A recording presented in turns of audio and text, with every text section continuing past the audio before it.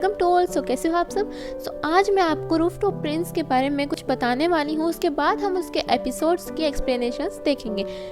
इस ड्रामा में एक क्राउन प्रिंस होता है, एक क्राउन प्रिंसेस होती है। अब हमें पहले बचपन की स्टोरी दिखाई जाती है जिसमें जो एक यंग सिस्टर होती है उसका नाम बू योंग होता है और जो एल्डर सिस्टर होती है उसका नाम वा योंग होता है। और फिर उसके बाद हम जो प्रेजेंट होता है उसमें चले जाते हैं और हम देखते हैं कि जो छोटी लड़की का नाम होता है, जो छोटी सिस्टर का नाम होता है उसका नाम बका होता है और जो बड़ी वाली का नाम होता है उसका नाम होता है से। और जो बका और सेना होती है वो दोनों रियल सिस्टर्स नहीं होती हैं, कि अब उनके जो मदर एंड फादर हैं वो अलग अलग होते हैं। जो सेना होती है वो उसकी मॉम की तरफ से होती है और जो बका होती है वो उसके डैड की तरफ से होती है। और फिर हम दो ब्रदर्स को देखते हैं जिसमें छोटे वाले का नाम होता है ते योंग और बड़े वाले का नाम होता है ते मू। ये जो ब्रदर्स होते हैं ये भी रियल ब्रदर्स नहीं होते हैं, दोनों अलग अलग होते हैं। और फिर हमें 3 लोगों को दिखाया जाता है जिसमें से सबसे पहला होता है सोंग मान बो, वू योंग स्योल, दो ची सा। और ये जो 3 लोग होते हैं क्राउन प्रिंस एडमायर करता है और इन्हीं सभी लोगों के बारे में अब ये स्टोरी होती है। अब गाइस ये स्टोरी बहुत ही ज़्यादा इंटरेस्टिंग होती है। सीरियसली मैंने देखी और मेरे को इतनी इंटरेस्टिंग लगी और वन ऑफ माय फेवरेट बन चुकी है। और जब ये सारे के ये चारों जब टाइम ट्रेवल करके आगे पहुंच जाते हैं, हाँ मतलब क्राउन प्रिंस और वो 3 लोग जो वो एडमायर करता है, तो फिर इतना मतलब फ़नी इंसिडेंट्स भी होते हैं, काफ़ी इमोशनली भी होता है और बहुत ही ज़्यादा मज़ा आता है ये ड्रामा देखने में। और इन सब का जो पाला पड़ता है वो पड़ता है बेचारी हमारी बखा से। इसके एपिसोड्स देखने के लिए प्लीज़ मेरे चैनल को सब्सक्राइब कर देना और कल से मैं 1 बाय 1 एपिसोड डालने शुरू कर दूँगी। तब तक के लिए bye bye and take care. Hello friends, welcome to all. कैसे हो आप सब। आज मैं एक्सप्लेन करने वाली हूँ रूफटॉप प्रिंस का फर्स्ट एपिसोड। और इस रूफटॉप प्रिंस कोरियन ड्रामा के बारे में मैंने आपको पिछले वीडियो में बता दिया था कि इसमें कौन कौन से कैरेक्टर होते हैं, क्या क्या इस ड्रामा में होता है और ये स्टोरी किस पर बेस्ड है। तो अगर आपने वो वीडियो नहीं देखा है तो प्लीज़ डिस्क्रिप्शन में मैं दे दूँगी, आप उसको देख लीजिएगा, जिससे आपको ये ड्रामा देखने में ज़्यादा हेल्प मिलेगी। और अगर आपको ये वीडियो अच्छा लगे तो प्लीज़ इसे लाइक कर देना और अगर आप न्यू हो तो मेरे चैनल को सब्सक्राइब कर लेना। Without any further delay let's begin. इस एपिसोड की शुरुआत में हम एक आदमी को देखते हैं जो भाग रहा होता है और फिर हमें क्राउन प्रिंस को देखते हैं जो सो रहा होता है और एकदम से आवाज़ से उसकी नींद टूट जाती है और वो जागता है और वो बोलता है क्राउन प्रिंसेस क्या आप हो यहाँ पर, क्राउन प्रिंसेस क्या आप हो यहाँ पर, क्राउन प्रिंसेस। वो 3-4 बार बोलता है और फिर जब जवाब नहीं मिलता है तो गुस्से में उठकर खड़ा हो जाता है और वो बाहर जा रहा होता है। तभी हम उस आदमी को देखते हैं जो बोलता है कि महाराज क्राउन प्रिंसेस, और फिर वो बहुत रोने लग जाता है। तभी क्राउन प्रिंस को चिंता होती है और वो बोलता है क्या हुआ क्राउन प्रिंसेस को मुझे बताओ, और वो बहुत गुस्से में होता है। और फिर हम देखते हैं कि जो हमारी क्राउन प्रिंसेस होती है वो नदी में डूब चुकी होती है और मर चुकी होती है। क्राउन प्रिंस बहुत फूट फूट कर रोता है और फिर उसके बाद हम उस क्राउन प्रिंसेस के बगल में ही एक और बंदे को देखते हैं, एक और आदमी को देखते हैं जो बिल्कुल क्राउन प्रिंस की तरह ही दिख रहा था, लेकिन थोड़ा सा शायद टाइम का फ़र्क था, वो यहाँ का नहीं लग रहा था, वो मॉडर्न टाइम का लग रहा था। और फिर हम एक सभा को देखते हैं जहाँ पर जो क्राउन प्रिंस का बचपन दिखाया जाता है, जो क्राउन प्रिंस से पूछा जाता है कि आपको कैसी वाइफ चाहिए, और फिर वो बोलता है मुझे तो एक बहुत सी सुंदर सी वाइफ चाहिए जिसको मैं रोज़ सुबह उठकर देखा करूँ और हमेशा देखता ही रहूँ। और फिर इस बात पर सभी बहुत हंसने लग जाते हैं। और फिर हम बू योंग को देखते हैं जो भागी भागी आती है और अपनी बड़ी सिस्टर को वा योंग को बताती है कि क्या आपको पता है कि राजा ने बोला है कि जिसको भी क्राउन प्रिंसेस बनना है वो एप्लीकेशन सबमिट कर दे। और फिर जो वा योंग होती है वो बू योंग को बोलती है तुम्हें क्या लगता है कि तुम्हें प्रिंसेस बनना चाहिए या मुझे।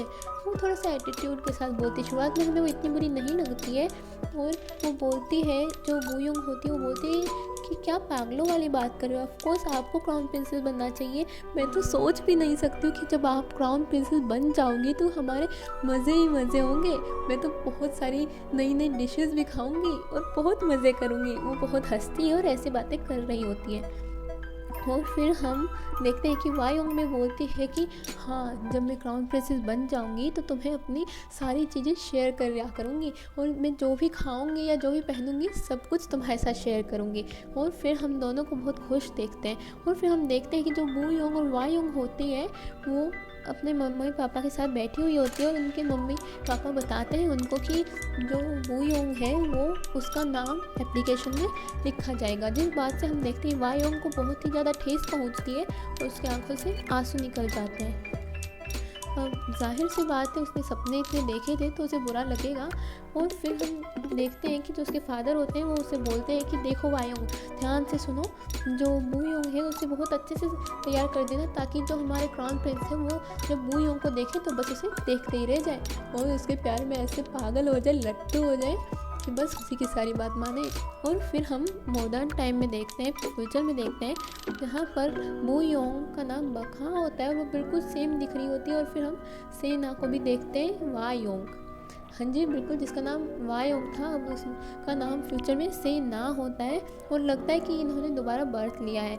फिर हम देखते हैं कि जो बका होती है वो बहुत ज़्यादा रो रही होती है और हमें पता चलता है कि इनकी मम्मी पापा की गैर हाजिरी में जो हमारी सेना होती है वो बका को बोलती है कि देखो तुम मेरे लिए नूडल्स बनाओ, मुझे बहुत भूख लग रही है, और जिसके लिए वो नूडल्स बनाती है और उसका फेस जल जाता है। और फिर हम देखते हैं कि एक स्टोर में जो सेना होती है वो चीज़ें चोरी करके बका के बैग में डाल रही होती है और उसे ही करते हुए शॉप ओनर देख लेता है। अब जो शॉप ओनर होता है वो बका को बोलता है कि तुम्हारा बैग दिखाओ, मुझे इसको देखना है। और वो सेना को बोलता है तुम्हारी सिस्टर है ना, मुझे इसका बैग दिखाओ। तब वो बोलती है नहीं, ये अपना बैग नहीं दिखाएगी। क्यों दिखाएगी अपना बैग, हमने कुछ चोरी नहीं किया है। तो फिर वो ज़बरदस्ती उसके बैग से वो सारी चीज़ें निकाल देता है और फिर सेना उसको पहले तो बहुत ज़्यादा घबरा जाती है और फिर बाद में बका के ऊपर ही ब्लेम डालते हुए उसे मारने लग जाती है। तुम चोरी कर रही हो, इतनी सी उम्र में तुम चोरी कर रही हो, तुम्हें शर्म नहीं आ रही। और फिर शॉप ओनर उसे रोकता है और बोलता है तुम्हें क्या लगता है, तुम्हें मैं पहचानता नहीं हूँ, मैंने तुम्हें देख लिया था जब तुम चीज़ें चोरी करके इसके बैग में डाल रही थी। और फिर हम देखते हैं कि जो बका और सेना के फादर होते हैं वो सेना को मार रहे होते हैं और बका रो रही होती है। और फिर हम देखते हैं कि जो बका होती है वो एक कार में सो रही होती है और फिर सेना आती है और उसे बोलती है कि लो मिल, और फिर तभी रुक जाती है क्योंकि गाड़ी होती है वो चलने वाली होती है। और फिर उसे याद आता है कि उसी ने बका को बोला था कि तुम यहाँ पर रुको, मैं तुम्हारे लिए मिल्क लेकर के आ रही हूँ। और फिर वो जैसे ही उसको बोलने लगती है तभी रुक जाती है और सोचती है कि क्यों ना इसको मैं जाने दूँ। और फिर वो कुछ भी नहीं करती है, वहीं पर खड़ी रह जाती है और उस चैन को भी बंद कर देती है। और फिर जैसे ही बका को पता चलता है गाड़ी चल जाती है तो वो उसे रोती रोती बोलती रहती है कि दीदी मुझे बचाओ, दीदी मैं कहाँ जा रही हूँ, दीदी क्या कर रही हो आप। और वो उसको देखती रहती है और वहीं पर खड़ी रहती है, हिलती भी नहीं है और कुछ बोलती भी नहीं है। यहाँ पर हमें पता चलता है कि सेना के मन में बका के लिए नफ़रत इतनी ज़्यादा बढ़ चुकी थी कि अब वो उसको फूटी आँख तक नहीं बहा रही थी। और फिर वो मुंह फेर लेती है सेना बका से और वहाँ से चली जाती है। और फिर हम वापस से पास्ट में आ जाते हैं जिसमें हमें पता चलता है कि वो बहुत अच्छे से तैयार कर रही होती है उसकी मम्मी वू योंग को। और जो वा योंग होती है वो उससे पूछती है कि इसको हम कौन सा हेयरबैंड लगाए जिससे सबसे सुंदर लगे। और फिर वो जो वा योंग होती है वो उसको एक हेयरबैंड देती है जिस पर उसकी मम्मी बोलती है नहीं ये वाला नहीं, जो तुम्हारा वो वाला था ना जो तुम्हारी चाची ने दिया था वो दो। जैसे कि हमें पता है ही कि जो बड़ी सिस्टर होती है वो अपनी सब चीज़ें अपनी छोटी सिस्टर को दे देती है, लेकिन उसको ये बात अच्छी नहीं लग रही थी कि ये सब कुछ मेरा धीरे धीरे छीन रही है। कहीं ना कहीं हम देख पाते हैं कि उसके मन में अब ये फीलिंग आ गई थी कि उसका सब कुछ खोता जा रहा है सिर्फ और सिर्फ वू योंग की वजह से। और फिर हम देखते हैं कि जो वा योंग होती है वो कपड़ों को प्रेस कर रही होती है और वहाँ पर जो वू योंग होती है वो मिठाई लेकर के आती है और बोलती है कि देखो दीदी मैं आपके लिए क्या लेकर के आई, मिठाई खाओ ना। और फिर जो हमारी वा योंग होती है वो जेलसी के मारे उसके फेस के ऊपर जो आयरन सा होता है, मतलब पहले जैसे एक आयरन का रोड से प्रेस की जाती थी और वो उसके फेस पे लगा देती है ताकि क्राउन प्रिंस उसे सिलेक्ट ना करे और जो वा योंग होती है उसे सिलेक्ट कर ले। अब यहाँ पर हमें पता चलता है पहले भी पिछले जन्म में भी जो वा योंग होती है वो अपनी सिस्टर के प्रति बिल्कुल भी अच्छी नहीं होती है और उससे बहुत ज़्यादा नफरत करती है। और फिर हम देखते हैं कि जो उसके फादर होते हैं जो उसकी मदर होती है वो बहुत रो रहे होते हैं और उसकी मदर बताती है कि अब ये एक ऐसा स्कार बन गया है जो कभी भी नहीं हटेगा। और फिर वो बहुत ज़्यादा रो रहे होते हैं। और फिर हम देखते हैं कि जो वा योंग होती है उसकी और जो क्राउन प्रिंसेस होता है क्राउन प्रिंस होता है उसकी शादी हो रही होती है और जो वू योंग होती है वो वहीं से दूर खड़ी खड़ी देख रही होती है। तब हम देखते हैं कि उसकी आंखों में आंसू आ जाते हैं और खुश तो थी कि उसकी सिस्टर की उसके साथ शादी हो रही है, लेकिन उसको बहुत रोना भी आता है कि उसकी सिस्टर ने उसके साथ क्या कर दिया ये सिर्फ क्राउन प्रिंसेस बनने के लिए। और फिर हम एडल्ट बू यांग को देखते हैं जो बहुत ही ज़्यादा प्रिटी ड्रेस पहनी हुई होती है येलो कलर की, और वो एम्ब्रॉयडरी कर रही होती है। Hello friends, welcome to all. कैसे हो आप सब? सो आज मैं एक्सप्लेन करूँगी द रूफटॉप प्रिंस का सेकंड एपिसोड। और सेकंड एपिसोड की शुरुआत में हम देखते हैं कि जो वू योंग स्योल, सो मान बो और दो चीज सा होते हैं, और जो क्राउन प्रिंस होता है वो चारों के चारों एक जगह बैठकर मेडिटेशन कर रहे होते हैं, क्योंकि वो टाइम ट्रेवल की वजह से 21वीं सदी में आ गए थे हमारी बका के पास। तो अब जैसे ही बका उनको देखती है तो वो एकदम से शॉक हो जाती है और उसके हाथ से जो पानी का गिलास होता है वो गिर जाता है। अब जो क्राउन प्रिंस होता है एकदम से उसकी आंखें खुलती है और बाकी के 3 लोग भी अपनी आंखें खोलते हैं और देखते हैं कि जो बका होती है उनके सामने होते हैं। बका अपने हाथ में डर के मारे फ्राइंग पैन उठा लेते हैं और बोलते हैं कि कौन हो तुम सब, यहाँ कैसे आए? देखो तुम मेरे पास मत आना। और वो धीरे धीरे एक कदम पीछे जाती जाती है, वो आगे आते जाते। और फिर ऐसे करके जब वो रूफ के ऊपर आते, बाहर टेरिस पे आते, तो फिर वो देखते हैं कि हम कहीं और ही आ गए हैं। अब वो ऐसे हैरान होकर देख रहे होते हैं कि हमारे बका को लगता है ये क्या देख रहे हैं यार इधर उधर। और वो तो फिर मतलब ऐसे कंफ्यूज हो जाते हैं कि ये है क्या। और फिर क्राउन प्रिंस गुस्से में आके बोलता है तुम हमें कहाँ पे लेके आई हो, हम कहाँ पे आ गए हैं, और तुम कौन हो तुम? अब जो बका होती है वो तो फुल एटीट्यूड के साथ बोलती है क्या मेरा घर है ये? कहाँ पर? क्या तुम मेरे घर के अंदर खड़े हो? ठीक है, तुम्हारी हिम्मत कैसे होगी मेरे घर के अंदर आने की? और ये जो तुम सब लाइट्स देख रहे हो तुम्हें नहीं पता है क्यों जल रही है? ये तो जलेंगी, तुम्हारा कुछ ले रही है क्या ये? अब वो अपना गुस्सा अलग ही एटीट्यूड दिखाते हुए बोलती है। फिर क्राउन प्रिंस बोलता है कि तुम्हें पता भी तुम किससे बात कर रही हो? और फिर जो हमारा वू योंग स्योल होता है उसका तो बोलना ही बोलना है। वो बोलता है देखो लड़की, हम तुम्हारे गर्दन काट देंगे अगर तुम हमारे महाराज के साथ ऐसा बोलोगी तो। और फिर वो बोलते हैं ओ तो ये बात है, तुम्हारे महाराज के साथ मैं ऐसा बोलूँ तो तुम मेरी गर्दन काट दोगे? अरे तुम पहले ये देखो तुम घर में किसकी हो, तुम्हें शर्म नहीं आ रही? किसी और के घर पे ऐसे ही आ जाते हो। और फिर वो जब बोलते हैं कि हम लगता है कहीं और तो नहीं आ गए, ये वो मतलब वो फुसफुसा रहे होते हैं। और फिर जो हमारी बका होती है वो बोलती है चलो ठीक है, एक बात बताओ तुम कहाँ से भाग आए हो, मतलब कहाँ के रहने वाले हो? और फिर वो जो चारों के चारों होते हैं वो 3 लोग और क्राउन प्रिंस वो एक साथ अपना झुंड बनाकर बातें कर रहे होते हैं। और जो वू योंग स्योल होता है वो बोलता है महाराज हमें लग रहा है कि हम किसी बहुत ही ज़्यादा अजीब सी विचित्र सी जगह पर आ गए हैं, और ये जगह बहुत ही ज़्यादा खतरनाक है, हमें यहाँ से जल्द निकलना होगा। और फिर क्राउन प्रिंस बोलता है हाँ हमें जाना ही होगा यहाँ से। और फिर 2 चीज़ साथ तो बेचारे उन दोनों ही बातें सुन ही रहा होता है। और फिर सोंग मान वो भी बोलता है महाराज हमें लगता है कि अब हमें अपने घोड़े और जो हमारे सिपाही थे उनको बुला लेना चाहिए।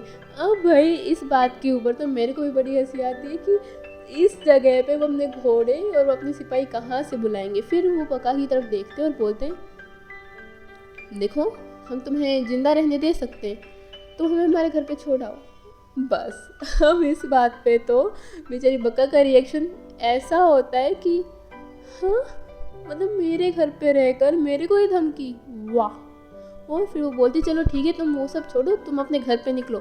और फिर वो अपनी जीप में बिठा के उसको लेकर के जाने लगती है। और वो तीनों के तीनों जो लोग होते हैं सोंग मान बो, योंग स्योल और 2 चीज़ वो तो ऐसे देख रहे होते हैं हर एक चीज़ जैसे तो हे भगवान हम आ कहाँ पे गए, क्योंकि उनके लिए तो सब कुछ नया था।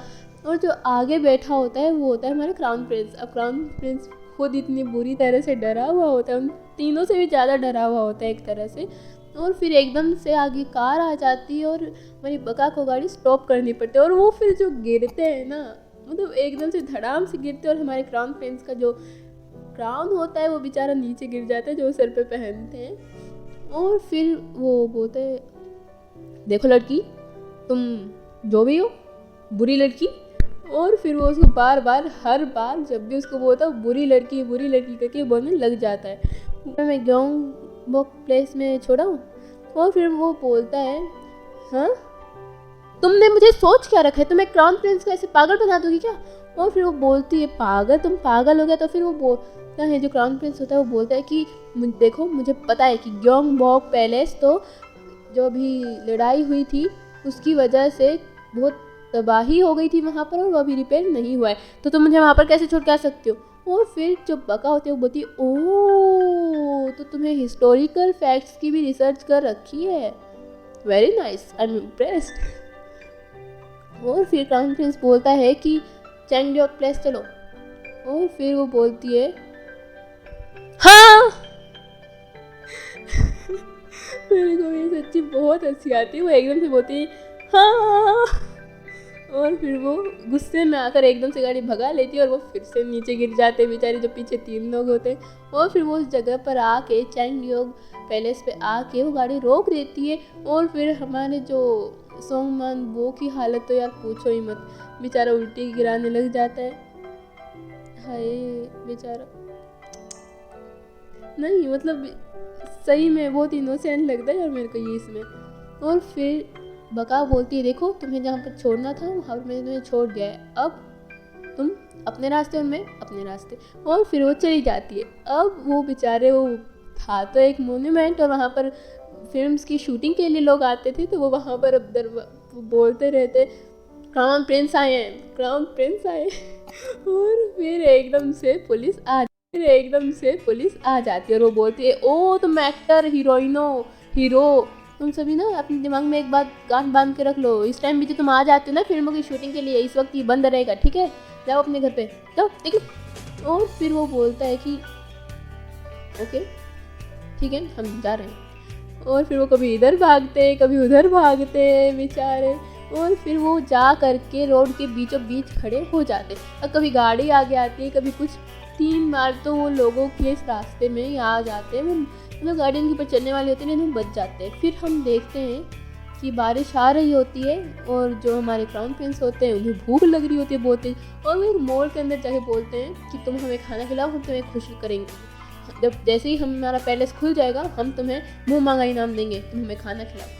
और फिर उस लेडी को तो मतलब शौक लगता है, अभी पागल है क्या है, हमारा राज्य खुलेगा, हमारा महल खुलेगा, हम तुम्हें देंगे। और फिर वो उसको धक्के मार के बाहर निकाल देती है और पुलिस वहाँ पर आ जाती है। अब वो पुलिस के पास रिपोर्ट लिखवा देती है, हाँ जल्दी तुम अपनी एज बताओ, कब पैदा हुए थे वही बता दो, ये नहीं बताना तो। और फिर वो मतलब कोई 1688, कोई 1687, कोई 1984, 16 सो मतलब ऐसे ही चलता रहता है। और फिर क्राउन प्रिंस बोलता है, जैसे ही क्राउन प्रिंस की बारी आती है,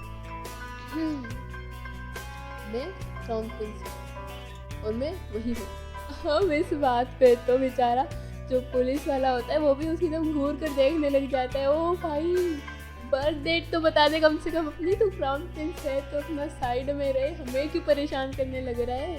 और फिर वो बोलते हैं हमें तुम्हारे गार्जियन का कॉन्टैक्ट चाहिए, चेक कहीं से भी लेकर। अब एक बंदा वहाँ पर खाना खा रहा होता है और उनको देखते हैं और फिर पुलिस वाला उसको उकसाने के लिए, उनको चिढ़ाने के लिए और भी ज़्यादा करता है, बहुत टेस्टी लग रहा है, मुझे भी खिलाओ। और फिर जो हमारा सॉन्ग, यार मैं तो सॉन्ग ही बोलूँगी, इतना बड़े नाम थोड़ी ना याद रहते हैं। फिर जो हमारा सॉन्ग मैन वो होता है वो बोलता है हम गार्जियन के नंबर बताएंगे, आप हमें ये तो बताओ कि होता क्या है वो।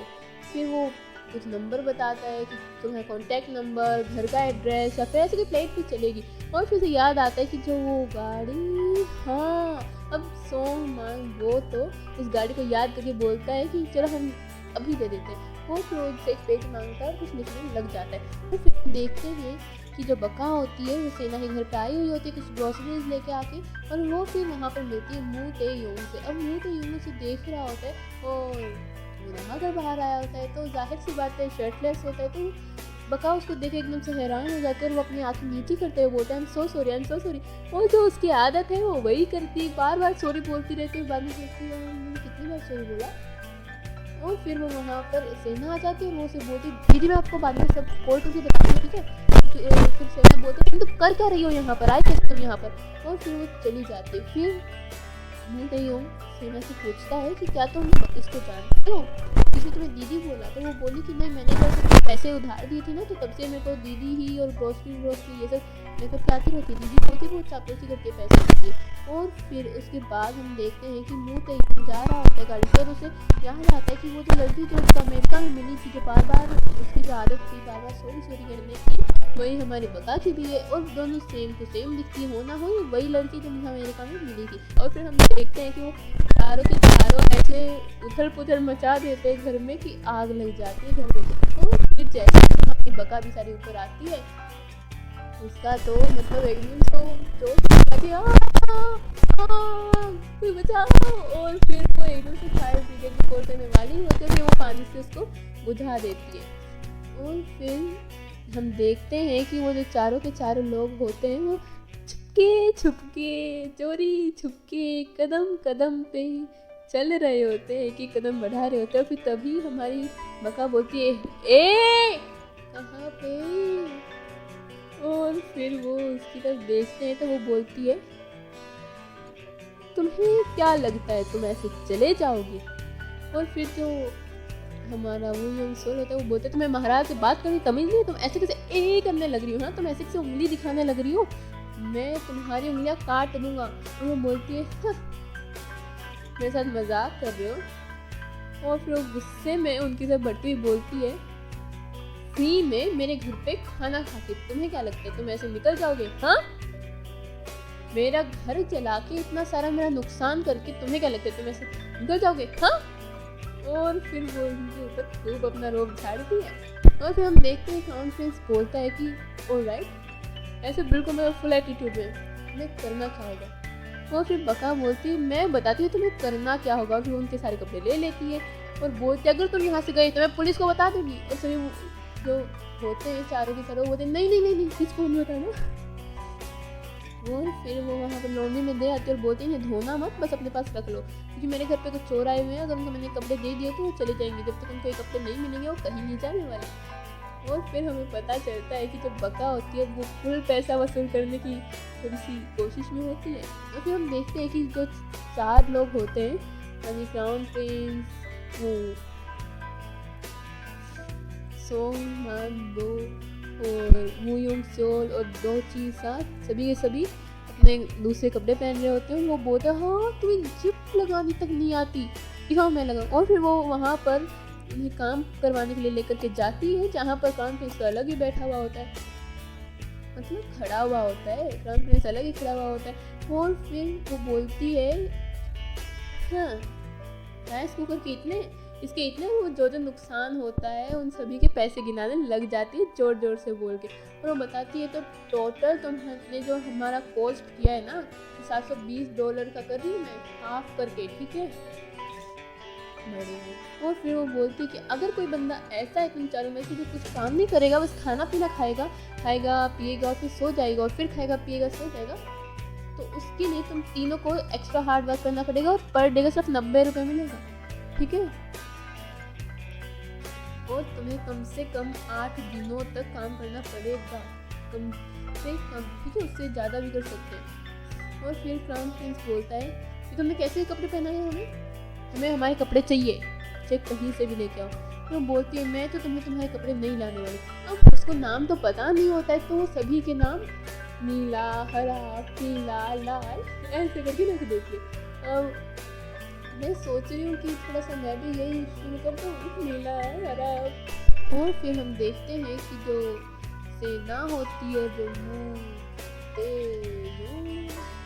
वो दोनों के दोनों लंच पर गए हुए होते हैं। वो बोलता है कि क्या वो तुम उसको जानती हो, तुम्हारी उससे बात होती है। तो वो बोलती नहीं नहीं मेरी अब उससे कभी बात नहीं होती। और फिर हम देखते कि वो खाना खा रहे होते, कौन 4 लोग और साथ में हमारी बका उसे खाना बताती है। और फिर वो बोलती है कि मैं अभी आ रही हूँ, फिर उसकी मम्मी का फ़ोन आ जाता है। वो बोलते मैं अभी आ रही हूँ, तुम कहीं भी जाना मत, ठीक है। और फिर जो हमारा क्राउन प्रिंस होता है वो बोलता है, इसकी तो मैं टांगे तोड़ दूंगा। और फिर हम देखते हैं कि जो बका और सेना होती है वो बात कर रही होती है। और फिर सेना को क्राउन प्रिंस देखता है, जिससे उसको क्राउन प्रिंसेस की याद आती है। वो उसके पीछे पीछे भागता है, लेकिन अब वो उसे पकड़ तो पाता नहीं, ना ही सेना उसकी सुनती है।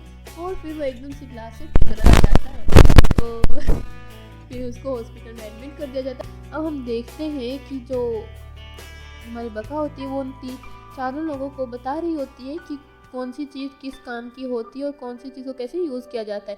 तभी हम देखते हैं कि जब बका बताती है कि इसे फ्लश बोलते हैं, इसके क्या काम होते हैं, क्या यूजेस होते हैं, तब हमारे बेचारे दो चीज़ सा, हमारे भोले भाला दो चीज़ सा को याद आता है, अरे रे इसे तो मैंने पिया था, और बाद में उसको उल्टी आने लग जाती है। फिर हम देखते हैं कि बका होती है वो उनको ट्रैफिक सिग्नल्स को बताती है, और जैसे ही रेड ट्रैफिक सिग्नल आता है वो बोलते हैं रेड, और फिर हमारा जो क्राउन प्रिंस होता है रेड ड्रेस तो उसने पहनी हुई होती है, तो वो उस साइन को देखकर उसी की तरह खड़ा हो जाता है।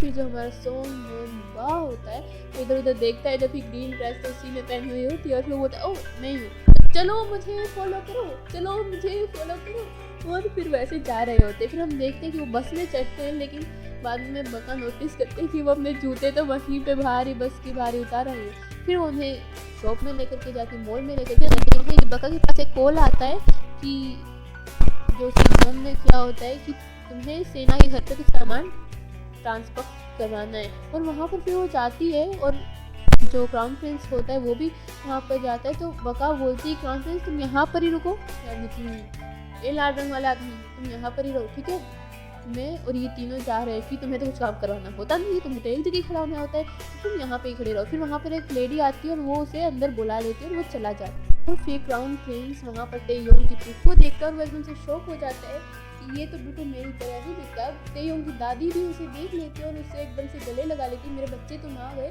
और फिर हम देखते हैं कि बका बाहर देख रही होती है जो क्राउन प्रिंस है कहाँ पर गया कहाँ पर गया। और फिर हम हमारे विलन यानी कि मू तेयोंग की भी एंट्री देख लेते हैं, और फिर वो दोनों एक दूसरे को घूर घूर कर देख रहे होते हैं। हमें पता हो कि क्राउन प्रिंस तेयोंग को मू तेयोंग को नहीं जानता है, लेकिन मू तेयोंग के हिसाब से क्राउन प्रिंस ही तेयोंग है। और फिर ये एपिसोड यहीं पर खत्म हो जाता है। Hello friends, welcome to all, कैसे हो आप सब। तो आज मैं एक्सप्लेन करूंगी रूफटॉप प्रिंस का थर्ड एपिसोड। और इस एपिसोड की शुरुआत में हम देखते हैं कि मू तेयोंग और क्राउन प्रिंस सामने सामने होते हैं, और जो ग्रैंडमा होती है वो क्राउन प्रिंस को बोल रही होती है क्या तुम मेरे पोते नहीं हो, तुम झूठ क्यों बोल रहे हो, तुम ही मेरे पोते हो, तुम सच सच बोलो। और फिर जब वो उससे बार बार ऐसा बोल रही होती है तो क्राउन प्रिंस ग्रैंडमा को धक्का दे देता है, जिससे उस टेरेस पे गिर जाती है। और फिर हम देखते हैं कि जो सेना होती है वो बका को डांट रही होती है, तुम यहाँ पर क्या कर रही हो, तुम यहाँ पर क्यों आई हो, मतलब सवालों की पूरी लिस्ट सामने रख देती है।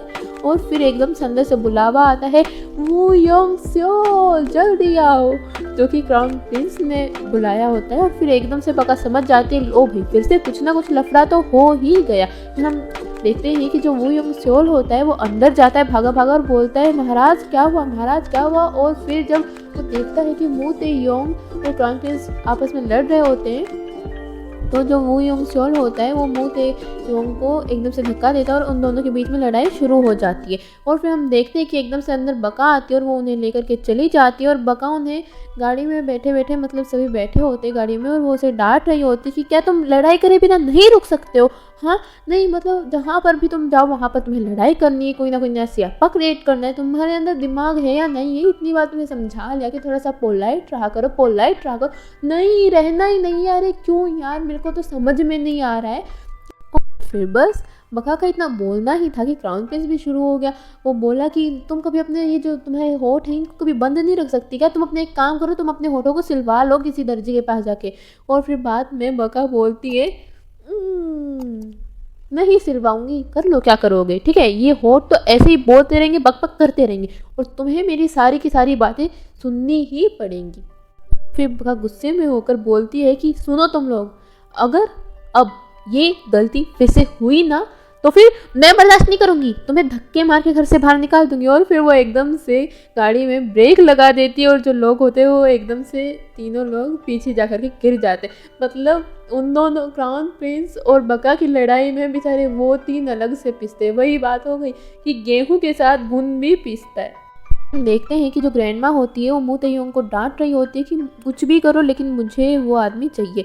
फिर जो बका होती है वो मतलब उन्हें कपड़े दिलवा रही होती है। अब नए कपड़े तो वो क्यों ही दिलवाएगी, तो जैसे कोरिया में एक रूल है कि जो कपड़े होते हैं पुराने कपड़े वो एक अलग से डस्टबिन में डाले जाते हैं, जिससे जो गरीब लोग होते हैं वो वहाँ से कपड़े ले सके। वैसे बहुत अच्छी बात है, हमें भी कर लेना चाहिए यार, ऐसे ही कपड़े फेंक देते हैं लोग। फिर वो उन्हें कपड़े दिलवा रही होती है, तब वो हर किसी के लिए अपनी अपनी चॉइस के कपड़े दिलवाती है, और वहाँ पर क्राउन प्रिंस अलग ही एटीट्यूड में खड़ा हुआ होता है, ठीक है। तो फिर बाद में पहले तो वो थोड़ा सा स्माइल देते हुए बोलती है क्राउन प्रिंस फिर एकदम से उसे याद आता है कि नहीं, वो तो गुस्सा थी। फिर बाद में एकदम से शक्ल बना के बोलते, एक क्राउन प्रिंस, अगर तुम्हें कुछ भी पहनना है तो तुम इसमें से ले सकते हो। और फिर वो चली जाती है। फिर वो बोलता है कि तुम मेरे लिए चूज़ करके दे दो, अगर ऐसी बात है तो फिर वो बोलती है कि अपना काम स्वयं करें। फिर हम देखते हैं कि जो मू ते-योंग होता है उसे थोड़ा सा मतलब डर लग रहा होता है कि उसकी पोल कहीं खुल ना जाए और कहीं वो वही इंसान ना हो को उसने मारा था। फिर हम ये भी देख लेते हैं कि जो बका होती है वो उन सभी को लेकर के एक मॉल में जाती है और बोलती है कि अंदर ना शोरूम होगा, उसमें कपड़े चेंज करके टॉयलेट में अपने कपड़े चेंज करके आ जाना, वरना शोरूम हो तो उसमें अपने कपड़े चेंज कर लेना। और वो जा रहे होते हैं तो उन्हें लिफ्ट मिलती है, वो अपने आप खुल जाती है, तो उन्हें लगता है कि ये कोई कमरा है और फिर वो अपने कपड़े बदलना शुरू कर देते। सभी को लेकर के एक मॉल में जाती है और बोलती है कि अंदर ना शोरूम होगा, उसमें कपड़े चेंज करके टॉयलेट में अपने कपड़े चेंज करके आ जाना, वरना शोरूम हो तो उसमें अपने कपड़े चेंज कर लेना। और वो जा रहे होते हैं तो उन्हें लिफ्ट मिलती है, वो अपने आप खुल जाती है, तो उन्हें लगता है कि ये कोई कमरा है और फिर वो अपने कपड़े बदलना शुरू कर देते हैं। अब वो अपने आधे कपड़े निकाल ही रहे होते हैं कि तभी लिफ्ट खुल जाती है और वहाँ पर कुछ लड़कियाँ डांस कर रही होती है। फिर से बंद होती है तो वो हड़बड़ी में पहनने लग जाते हैं, तो फिर से लड़कियाँ सामने आ जाती हैं, वो उनकी फ़ोटोज़ क्लिक करने लग जाती है, कुछ करने लग जाती है। फिर बका सोचती है इतनी देर हो गई, वो आए क्यों नहीं अभी तक, तो वो अंदर जाती है। अब अंदर वो जाती है तो मैनेजर से पूछती है कि आपने 4 अजीब से लोगों को देखा था इस बिल्डिंग में, तो फिर वो बोलते हैं ये, और वहाँ पर कैमरा चल रहा था और कैमरे में सब कुछ रिकॉर्ड हो रहा था। हम बका तो हड़बड़ी में जल्दी से लिफ्ट के पास जाती है और फिर उन्होंने बस कपड़े पहने ही हुए होते, और फिर जो क्राउन प्रिंस होता है वो बोलता है तुमने हमें ये अजीब सी जगह पर कहाँ पर भेज दिया, हमें सभी ने देख लिया। और फिर वो उनकी तरफ देखती रहती है, कुछ बोलती नहीं है, और क्राउन प्रिंस अपना मतलब मुँह ऊपर कर लेता है एटीट्यूड में, तो बका भी उसी की तरह करती हुई अपना मुँह ऊपर कर लेती है। फिर वो तीनों भी अपना मुँह ऊपर कर लेते और फिर वो सीन वहीं पर कट हो जाता। फिर हम देखते हैं कि जैसे कि हम जानते हैं क्राउन प्रिंस कोई काम नहीं करता है, तो बका उसकी तरफ देखते हुए बोलती है कि अगर किसी ने थोड़ी सी भी ज़्यादा मेहनत करी तो वो जहाँ पर जाना चाहता है मैं उसे वहाँ पर ले जाऊँगी। अगर किसी ने मेहनत करी तो ही, जो मैं कहूँगी वो करा तो ही, और सिर्फ उसी को लेकर के जाऊँगी। अब क्राउन प्रिंस समझ जाता है कि वो उसकी तरफ देखकर बात कर रही होती है, वो एकदम से झाड़ू पोछा लेकर के लग जाता है साफ सफाई करने में। फिर हम देखते हैं कि जो मू ते-योंग होता है उनका पीछा कर रहा होता है, और बका जो होती है वो फर्स्ट एड लेने जाती है क्राउन प्रिंस के लिए, क्योंकि उसके हाथ पे एकदम छोटा सा एकदम छोटा सा कट लग जाता है। तो वो वहाँ पर मू ते-योंग को देखते और बोलते हैं सो सॉरी के डरते और बोलती कुछ नहीं हुआ।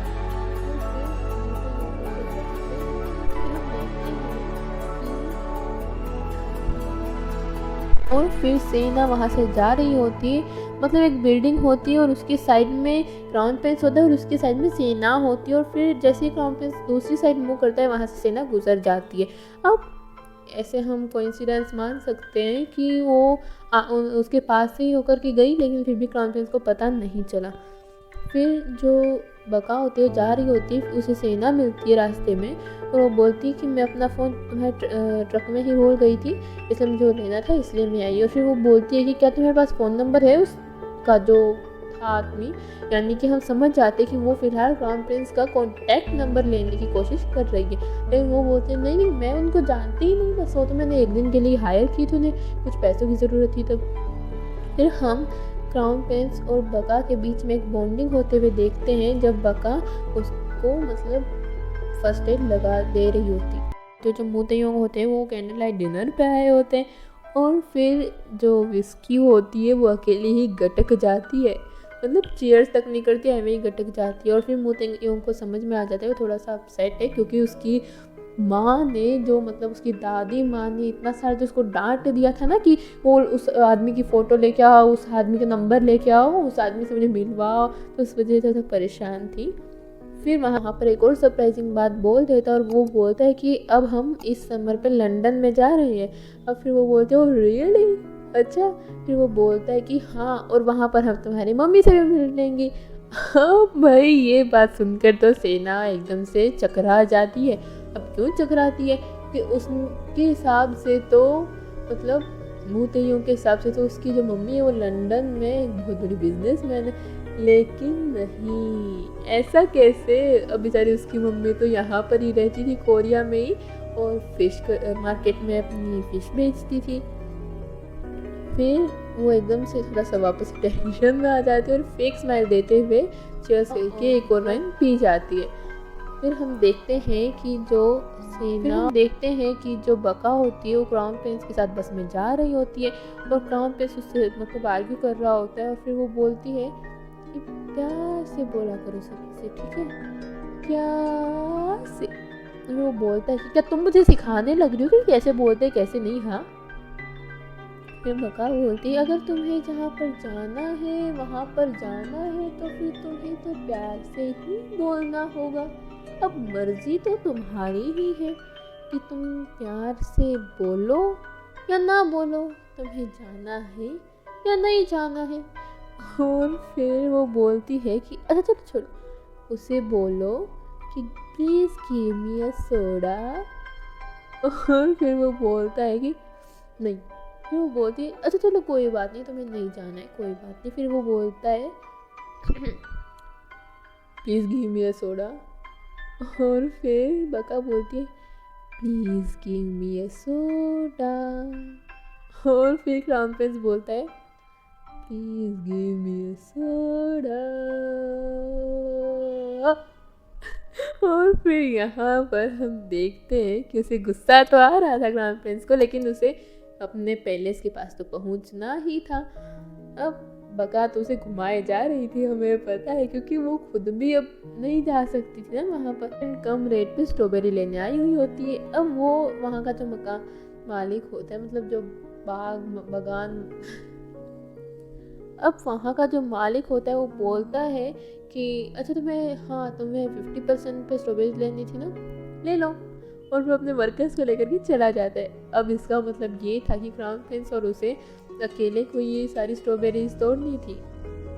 और फिर क्राउन प्रिंस तो सख्त मना कर देता है, देखो मैं ये स्ट्रॉबेरीज नहीं तोड़ने वाला। और वो वहाँ से चला जाता है।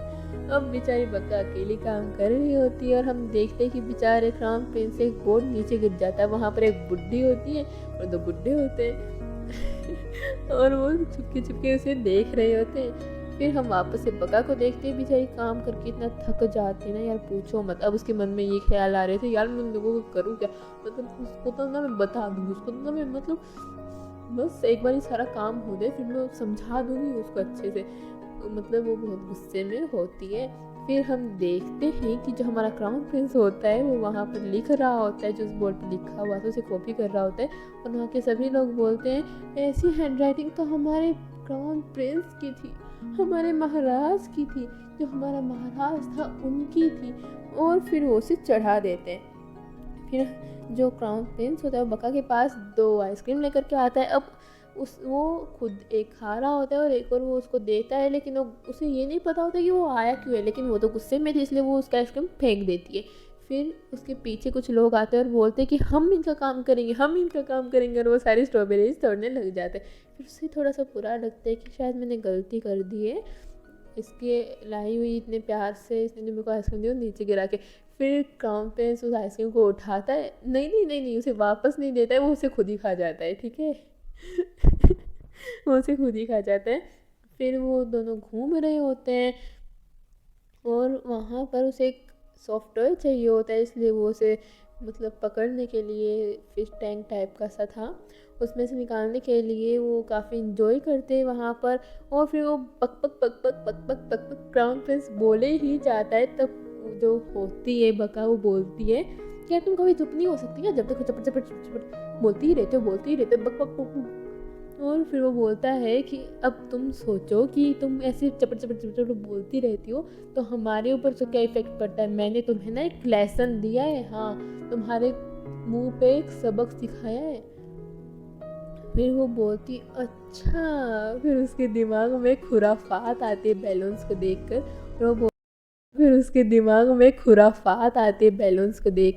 और वो बोलती है हाँ सच में तुमने तो यार मुझे मतलब एक सबक सिखा दिया, वो सबक जो आज तक मुझे किसी ने भी नहीं सिखाया। अच्छा, अब तुमने मेरे लिए इतना बड़ा काम किया है तो क्या तुम कुछ स्वीट डिश खाना चाहोगे? और फिर क्राउन प्रिंस को तो स्वीट डिश पसंद थी ही, वो भी बोल देते हैं हाँ ज़रूर। वो है क्या? तो फिर वो बोलती है कि देखो वो तुम्हें गोल गोल से उड़ते हुए चीज़ें दिख रही हैं।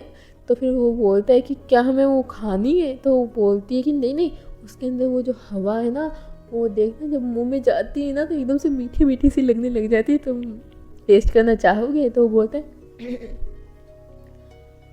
अब तुम इतना इंसिस्ट कर ही रही हो तो ओके, खा लूँगा। और फिर बक्का जाती है, उस बैलून को लेकर के आती है और उसके मुंह में थोड़ी सी हवा भरती है। तो वो बोलने लगता है कि इसमें तो कोई टेस्ट था ही नहीं, लेकिन उसकी आवाज़ और तो जैसे आने लग जाती है। तो फिर वो बोलता है तुमने मेरी आवाज़ के साथ किया क्या? हाँ, तुमने मेरी आवाज़ के साथ।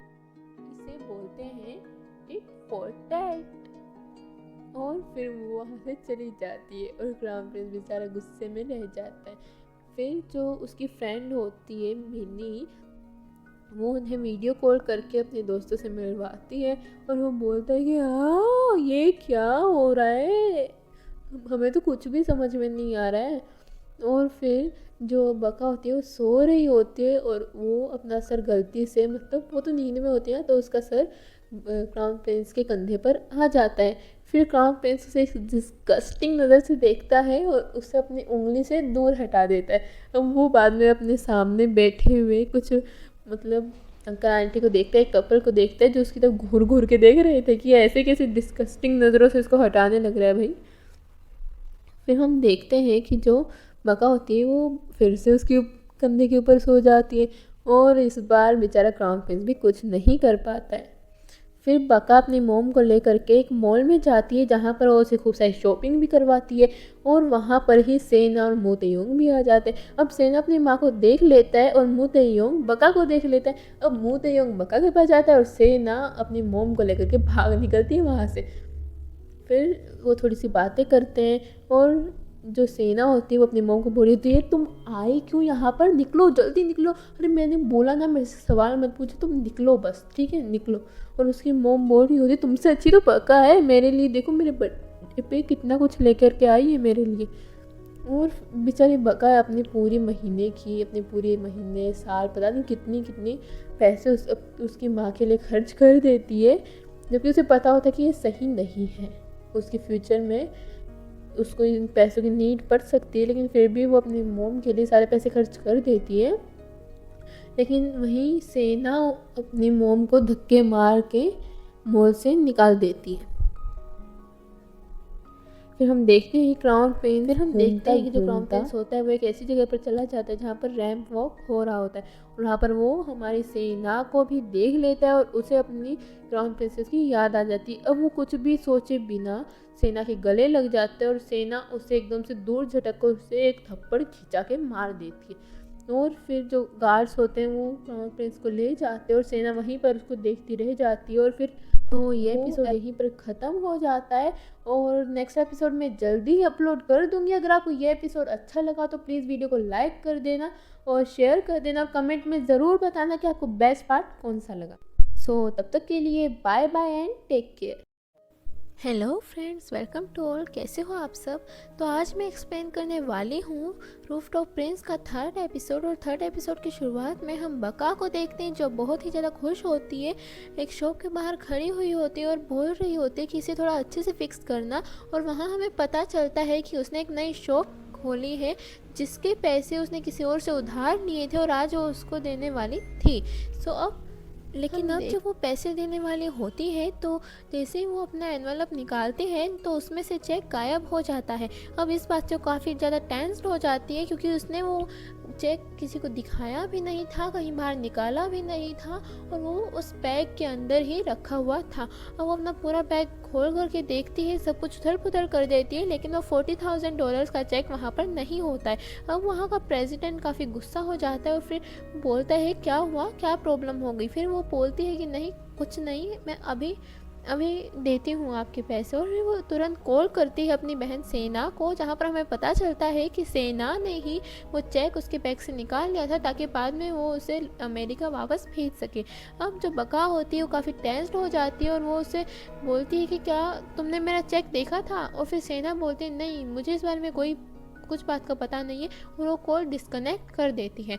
फिर बका काफ़ी ज़्यादा समझाती है उस आदमी को, लेकिन वो आदमी नहीं समझता है और वो बोलता है कि मेरी शॉप खाली कर देना जल्दी से। और वहाँ पर वो चीज़ें सोंग मान मो वू योंग स्योल और दा ची सा भी देख रहे होते हैं, जहाँ पर वो काफ़ी परेशान हो जाते हैं कि बका की शॉप खुलने से पहले ही बंद हो चुकी है। अब बका काफ़ी टेंस्ड हो जाती है और अब जो क्राउन प्रिंस होता है वो वहीं पर खड़ा हुआ होता है जहाँ पर बका उसे छोड़ कर के गई थी। हमें पता चलता है कि बका ने क्राउन प्रिंस से प्रॉमिस किया था कि अगर तुम यहीं पर खड़े रहोगे तो शाम को मैं तुम्हें ओमोराइस बना करके खिलाऊंगी। अब क्योंकि तब वो बहुत ज़्यादा खुश थी इसलिए उसने जोश जोश में सारी बातें बोल दी थी। अब क्राउन प्रिंस को ये बात नहीं पता होती कि बका को कितना बड़ा लॉस हो जाता है। और फिर बाद में बका टेंस्ड होकर के अपनी मोम के पास जाती है और वो उसे बोलती है कि मैं इतनी जल्दी $40,000 कहाँ से लेके आऊँगी, क्या तुम मुझे थोड़े से पैसे दे सकती हो? वो काफ़ी बहुत मुश्किल से उसे ये बात बोल पाती है। एंड जैसा कि उसने नहीं सोचा था उसकी मॉम साफ मना कर देती, मेरे पास एक बूटी कोड़ी भी नहीं तुम्हारे लिए और तुम यहाँ से जा सकती हो। वो बहुत ही ज़्यादा हार्शली और रूडली उसे बिहेव करती है। और वहाँ पर हमें पता चलता है कि जो बका की लास्ट उम्मीद थी उस पर भी अब पानी फिर चुका है। फिर वहाँ पर सेना आती है और बका को बोलते हैं मुझे तुमसे कुछ बात करनी है, लेकिन बका बोलते कि नहीं मुझे तुमसे कोई बात नहीं करनी, मैं अपनी मॉम से कुछ पर्सनल बात करने लग रही हूँ। और फिर सेना बोलते कि शायद मुझे वही बात करनी हो जो तुम अपनी मॉम से करने लग रही हो। और फिर वो उसे एक रेस्टोरेंट में लेकर के जाती है और बोलती है कि देखो मुझे पता है तुम्हें $40,000 की ज़रूरत है और मैं वो पैसे तुम्हें ज़रूर दूंगी, लेकिन तुम्हें अमेरिका में वापस जाना होगा, कोरिया को छोड़ना होगा वापस से, जैसे कि हम पहले थे। ना तुम मुझे जानती हो, ना मैं तुम्हें जानती हूँ, और ना तुम मेरे किसी रिलेशनर को जानती हो। अब ये बात सुनकर बका को काफ़ी ज़्यादा बुरा लगता है कि उसकी सिस्टर उससे इतना बुरी बुरी बातें बोल रही है, लेकिन हालांकि अब उसे इस बातों की आदत हो चुकी थी अपनी सिस्टर से सुनने की, इसलिए वो ज़्यादा माइंड नहीं करती है और वापस से ये बात सोचने लग जाती है कि मैं पैसे कहाँ से अरेंज करूँगी। अब उसके मन में एक बार तो ये बात आती है कि क्या मुझे अमेरिका वापस चले जाना चाहिए, लेकिन फिर बाद में वो अपना माइंड डाइवर्ट करके और उस बका को याद आता है कि जो क्राउन प्रिंस है वो वहीं पर खड़ा है। और फिर बहुत तेज बारिश आने लग जाती है जिस वजह से क्राउन प्रिंस ठंड में काफ़ी सिकुड़ जाता है और उसे बहुत ज़्यादा ठंड लग रही होती है। क्राउन प्रिंस काफ़ी गुस्सा हो जाता है बका के ऊपर और उसे काफ़ी बातें सुना भी देता है और वो वहाँ पर उसे सबसे ज़्यादा लालची लड़की भी कहता है। और फिर तब बका बिल्कुल चुप हो जाती है और उसे जैसे तैसे करके घर पे ले जाती है। अब वो रूफटॉप पे खड़े हुए होते हैं और प्रिंस उसे काफ़ी ज़्यादा उल्टी उल्टी बातें बोल देता है और वहाँ पर वो उसे ये भी बोलता है कि पहले तो तुम बहुत अच्छी थी, तुम मेरी सारी बात मानती थी, तुम हमारे लिए बहुत टेस्टी टेस्टी खाना भी बनाती थी, लेकिन जब से तुमने ये शॉप खोली तब से तुम बहुत ही ज़्यादा सेल्फिश और बहुत ज़्यादा स्वार्थी हो गई हो, तुम बहुत ही ज़्यादा बुरी हो, बहुत ज़्यादा गंदी हो। और फिर ये बात सुनकर बका को काफ़ी बुरा लग रहा होता है और वो उसे रोकने की कोशिश करते हैं, लेकिन वो फिर भी बोले जाता है और वो बोलता है कि भगवान करे कि तुम जो भी बिज़नेस शुरू करो वो खुलने से पहले ही बंद हो जाए, तुम्हारी शॉप पे ठप्पा लग जाए, कुछ ऐसा हो जाए कि तुम्हारी शॉप खुलने से पहले ही बंद हो जाए।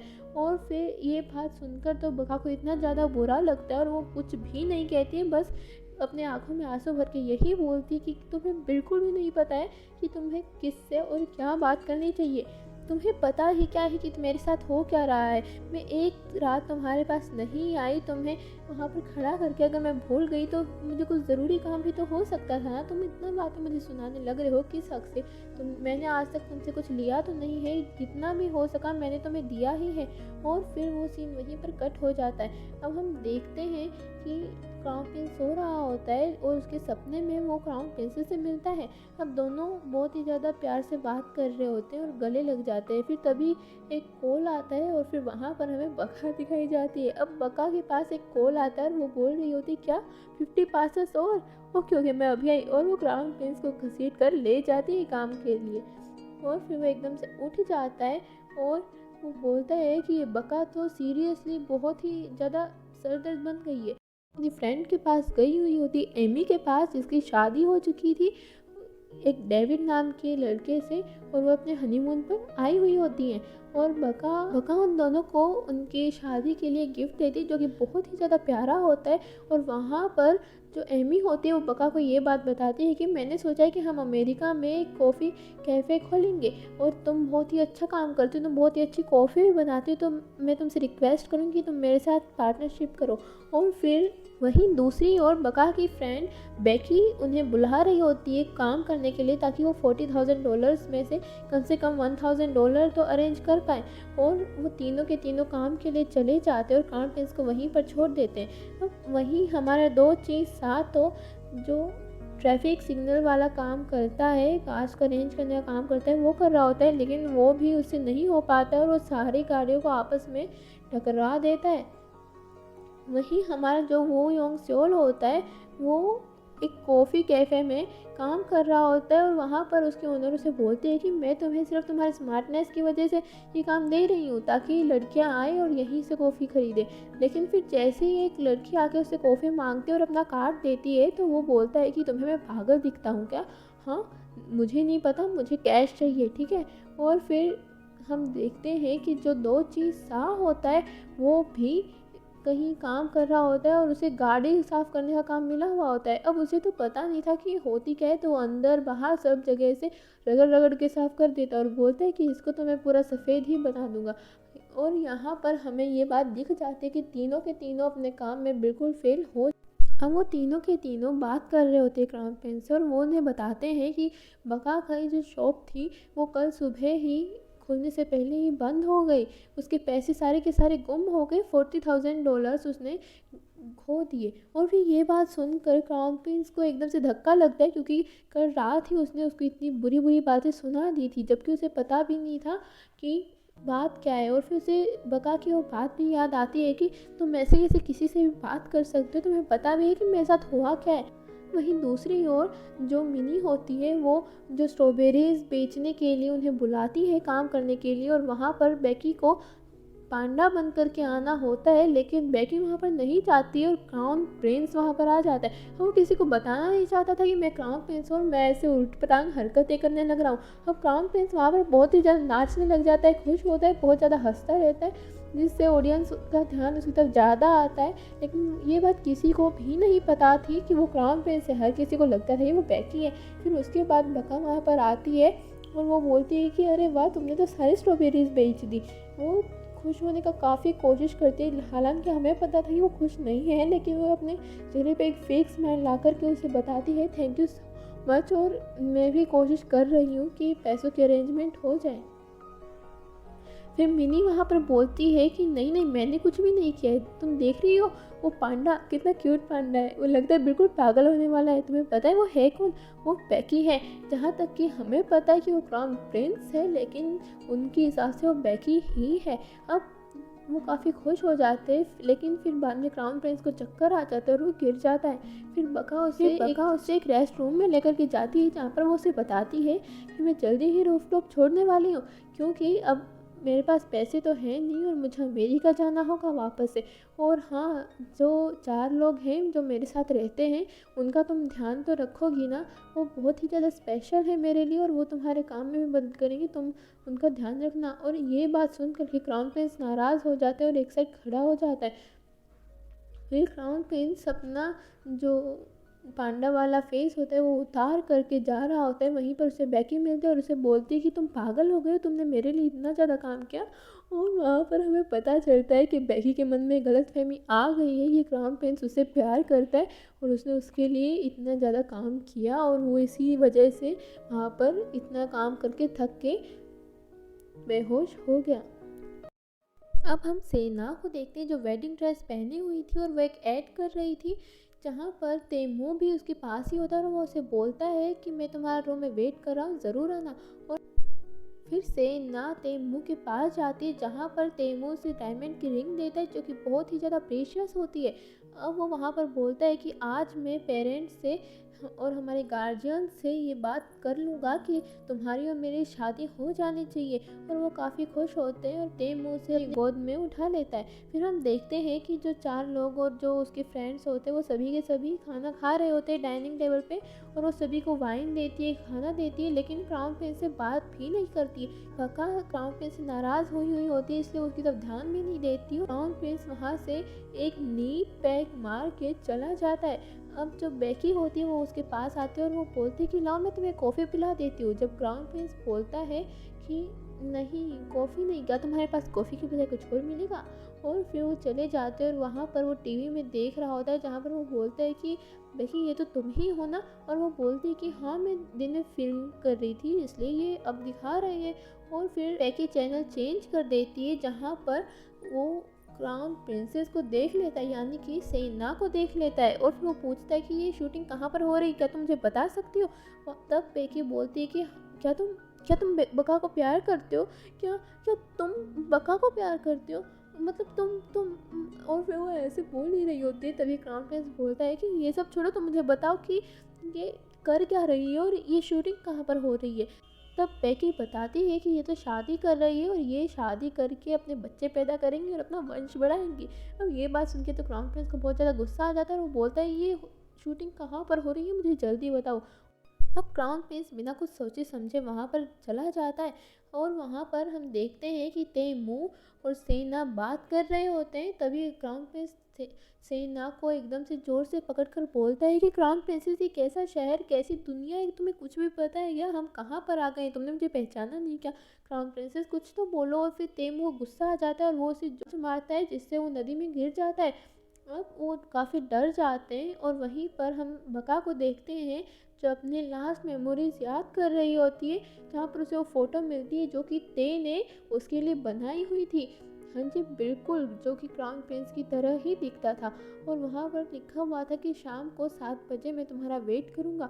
अब उसे याद आता है कि ये उसे उसी रेस्टोरेंट में मिली थी जहाँ पर वो पहले काम करती थी।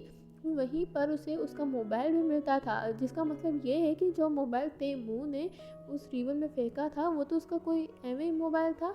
उसका जो रियल मोबाइल था जिसमें उसके सारे कॉन्टैक्ट थे वो मोबाइल बका के पास रह गया था। अब हम देखते हैं कि सेना काफ़ी टेंस्ड होती है और जो क्राउन प्रिंस होता है उसे डॉक्टर के पास ले जाया जाता है। अब जो बका होती है वो काफ़ी टेंस्ड हो करके बेकी के पास जाती है क्राउन प्रिंस के बारे में पूछने के लिए, और वहाँ उसे पता चलता है क्राउन प्रिंस तो कहीं और चला गया, और फिर वो क्राउन प्रिंस को ढूंढने के लिए निकल जाती है। क्राउन प्रिंस के बैग से एक चिट निकलती है जिसमें बका का फ़ोन नंबर होता है जो कि बेकी ने डाला हुआ होता है, ताकि अगर वो कहीं खो जाए तो वो बका का नंबर दे करके वो वापस अपने घर पे पहुंच सके। अब वहाँ का जो डॉक्टर होता है वो बका को कॉल करता है और उसे बताता है, और फिर जैसे ही वो जाने लगती है तो वो उसी ग्रैंड माँ से मिलते हैं। हाँ जी बिल्कुल, ते की ग्रैंड माँ से मिलते हैं, और उसी ग्रैंड माँ लिफ्ट में ही उसे सब कुछ बता देती है। अब वो वहाँ से निकल जाते हैं और उन दोनों को एक साथ तैमूर और सेना देख लेती है। और फिर ग्रैंड माँ तैमूर को बोलती है कि बका को जाके उस पेशेंट से मिलवाओ, ये उसको जानती है और इसी के नंबर उसके बैग से मिले थे। और फिर हम देखते हैं क्राउन प्रिंस अकेला बैठा हुआ होता है, और जैसे ही ग्रैंड माँ वो डोर खोलती है तो फिर क्राउन प्रिंस बोलता है कि ग्रैंड माँ मैं हूँ ते योंग। अब ये बात सुनकर तो जो तैमूर होता है वो एकदम से हक्का बक्का रह जाता है और सभी के सभी शौक में आ जाते हैं। और ये बात सुनकर बका को कितना बड़ा धक्का लगा हुआ इस बात की तो आप सोच ही सकते हो। और फिर ये एपिसोड यहीं पर ख़त्म हो जाता है। सो इस एपिसोड पे मैं 30 लाइक्स का एम रखती हूँ, और जैसे ही 30 लाइक्स पूरे हो जाएंगे मैं नेक्स्ट एपिसोड अपलोड कर दूँगी। तब तक के लिए bye bye and take care. Hello friends, welcome to all. कैसे हो आप सब। तो आज मैं एक्सप्लेन करूँगी रूफटॉप प्रिंस का 5th एपिसोड। और सॉरी गाइस, पिछली बार मैंने 4th एपिसोड को 3rd एपिसोड बोल दिया था, वो 4th एपिसोड ही था। तो अब ज़्यादा समय ना गवाते हुए चलो शुरू हो जाते हैं। तो इस एपिसोड की शुरुआत में हम देखते हैं कि जो हमारा क्राउन प्रिंस होता है वो ग्रैंडमा को बोलता है कि ग्रैंडमा मैं ही हूँ आपका तेयोंग। और ये बात सुनकर जो मतलब तैमूर को एकदम से झटका लगा हुआ होगा ना, और उसका मुंह जो होगा वो तो आप सोच भी नहीं सकते हो। वो एकदम से ऐसे शौक हो जाता है कि भैया अब ये कहाँ से आ गया। और उसी के साथ साथ सेना भी शौक हो जाती है, क्योंकि अब सेना तो तैमूर से प्यार करती थी, और अगर तैमूर शौक है तो सेना का तो शौक होना बनता ही है। फिर ग्रैंडमा बोलती है कि क्या तुम सच में मेरे पोते हो ते योंग। और फिर क्राउन प्रिंस बोलता है हाँ ग्रैंडमा, मैं ही हूँ आपका पोता। और फिर जैसे ही तेमो अपनी टांग बीच में घुसेड़ने वाला होता है ये कि तभी ग्रैंडमा बोल देती कि हमें एकांत चाहिए, कृपया करके तुम सभी प्रस्थान कीजिए। और फिर वो निकल जाते हैं और ग्रैंडमा और जो क्राउन प्रिंस होता है वो बातें कर रहे होते। अब इस मौके का फ़ायदा उठा के सेना बका को एक साइड ले जाते हैं और उसे बोलती है कि मैंने तुम्हें बोला था ना कि तुम यहाँ से निकल जाओ, उल्टा तुमने एक और मुसीबत और नया खड़ी कर दिया यहाँ पर। तुम हो क्यों यहाँ पर, मतलब क्यों आई हो यहाँ पर, मेरे को समझ में नहीं आ रहा है। तुम्हें पता है कि अंदर ये जो आदमी बैठा है उसको मैं डेट कर रही हूँ 2 साल। सॉरी से मैंने कहा है कि जो मेरी मॉम है वो मेरी मॉम मतलब लंदन में रहती है और वो एक लेक्चरर है, कॉलेज में पढ़ाती है। और तुम मतलब कर क्या रही हो? अगर उसे एक बार पता चल गया कि मेरी सच्चाई क्या है तो मुझे छोड़ देगा। प्लीज़ मैं तुमसे रिक्वेस्ट करती हूँ चली जाओ यहाँ से। फिर बका एकदम से पहले तो शौक हो जाते हैं कि भैया ये क्या बात हो रखी है, ये तो इसको डेट करने लग रही है। मुझे तो लगता था कि ये वैसे ही मतलब कभी कभी आता जाता होगा, इसका बॉस है इसलिए मुझे क्या पता था कि डेट करने लग रही है। लेकिन बका उस टाइम थोड़ा सा सीरियस होती है, इसलिए वो बोलती है कि देखो मैं जल्दी ही चली जाऊंगी, तुम टेंशन मत लो। और रही इसके बाद तो ये मेरी वजह से तो कुछ नहीं हुआ है ना, और मैं तो इसको इतना जानती भी नहीं हूँ, ये तो मेरे पास 1-2 हफ्ते से ही आया है, हालांकि हो तो 1-2 महीने चुके थे। फिर कुछ बातें होने के बाद ग्रैंडमा बाहर निकलती है और बका को बोलती है कि क्राउन प्रिंस यानी कि ते योंग अब उन्हीं के साथ रहेगा। और ये बात सुनकर बका को काफ़ी बुरा लगता है और वो चुपचाप अपने घर पर आ जाती है। अब हम वहाँ पर देखते हैं कि जो तीनों लोग होते हैं वो अपने बालों को कोई तेल लगा रहा होता है, कोई सुलझा रहा होता है। और वहाँ पर हमें पता चलता है कि इनके लिए इनके बाल कितने ज़्यादा प्रीशियस हैं। अब जैसे ही बका अंदर एंटर करती है रूम के तो वो बोलते हैं कि तुम हमारे क्राउन प्रिंस को कहाँ पर छोड़ाई, हाँ हमारे क्राउन प्रिंस को लेके आओ। और फिर वो बोलते हैं कि वो तुम्हारा कोई क्राउन प्रिंस नहीं था, वो एक बहुत ही ज़्यादा रिच वुमेन का पोता था, ठीक है, वो हमें पागल बना रहा था, इसलिए बेटर ये होगा कि तुम अपने ऊपर ध्यान दो। और फिर वो एकदम से गुस्से में आ जाते हैं और बोलते हैं कि तुम्हें पता भी, तुम बोल क्या रही हो, हमें नहीं पता, हमें हमारे क्राउन प्रिंस चाहिए। और फिर बका चुप रहती है और थोड़ी देर के बाद बोलती है कि ये तुमने अपने बालों का क्या बना रखा है, तुम्हें समझ में नहीं आता है कि अपने बाल कटवाओ, ठीक है। और फिर भाई ये बात सुनने के बाद तो वो एकदम से इतने गुस्से में आ जाते हैं ना और एकदम से बोलने लग जाते हैं तुम्हारी हिम्मत कैसे हुई हमारे बाल कटवाने की, अगर तुमने फिर से ये शब्द बोल भी दिया तो हम तुम्हारी गर्दन उड़ा देंगे। और फिर बका एकदम से टेंस हो जाते हैं और वो बोलती है ओके ओके मैं नहीं बोलूँगी। फिर उसके बाद वहीं हम देखते हैं कि जो ग्रैंडमा होती है वो क्राउन प्रिंस से बातें कर रही होती है और वहाँ पर वो उसे बोलती है कि जब तुम्हारी याददाश्त पूरी तरह से वापस आ जाएगी तो तुम अपना बिजनेस वापस से संभाल लेना। अब वो अपने कमरे में जब जाता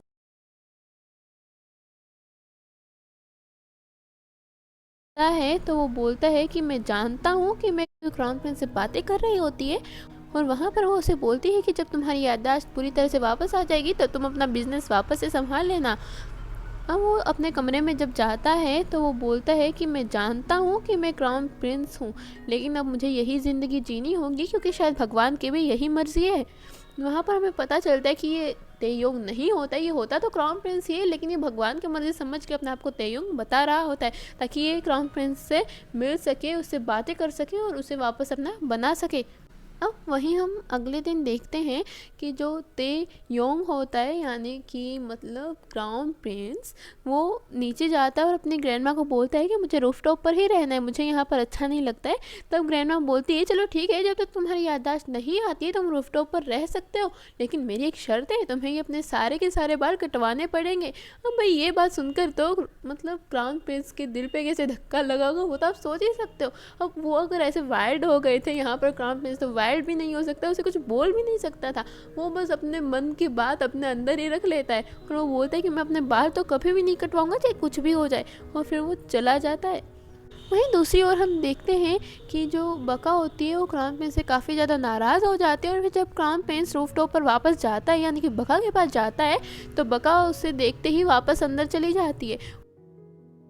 वहीं दूसरी ओर हम देखते हैं कि जो बका होती है वो क्राउन प्रिंस से काफ़ी ज़्यादा नाराज़ हो जाती है और फिर जब क्राउन प्रिंस रूफटॉप पर वापस जाता है यानी कि बका के पास जाता है तो बका उसे देखते ही वापस अंदर चली जाती है।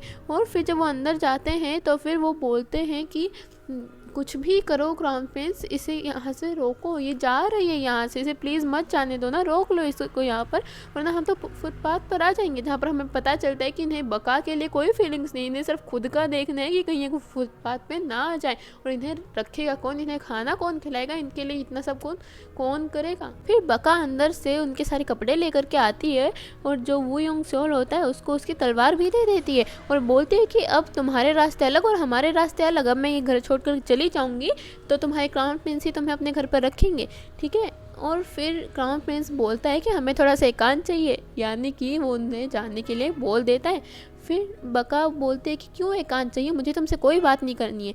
फिर क्राउन प्रिंस बोलता है कि तुम सभी जाओ, मुझे कुछ बात करनी है, और फिर वो उसे बात करना शुरू कर देता है। अब बात क्या है, वो तो बहस ही मान लो यार एक तरह की। तो उन दोनों में थोड़ी सी बहस चलती है और वो बोलता है कि कुछ भी हो तुम यहाँ से नहीं जाने वाली हो, मैं अपनी ग्रैंड माँ को बोल कर कुछ ना कुछ करवा दूंगा। फिर वो बोलती है कि मुझे तुम्हारी ग्रैंड माँ या तुम्हारा कोई एहसान नहीं चाहिए, ठीक है, मुझे कुछ भी फ़र्क नहीं पड़ता है कि तुम क्राउन प्रिंस हो या तुम कुछ भी हो। और हाँ, ये लो तुम्हारा हैंकरचीफ तुम्हारे स्लीव्स में से निकला था।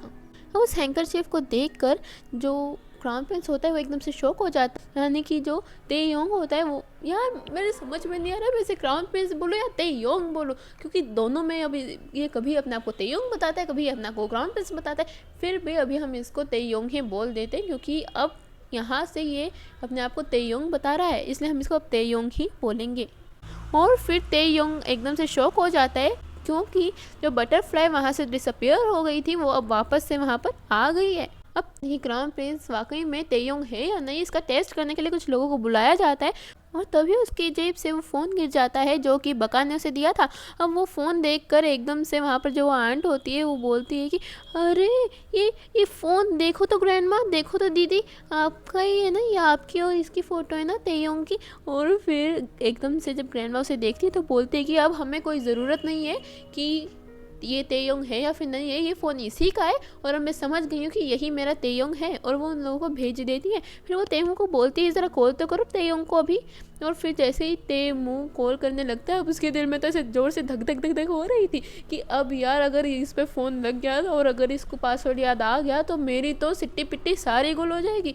मतलब इतना सब कुछ जो मैंने रचाया है, खेल ड्रामा, इतना सब कुछ जो भी मैंने किया है उस पर तो पूरी मेहनत पे तो पानी फिर जाएगा।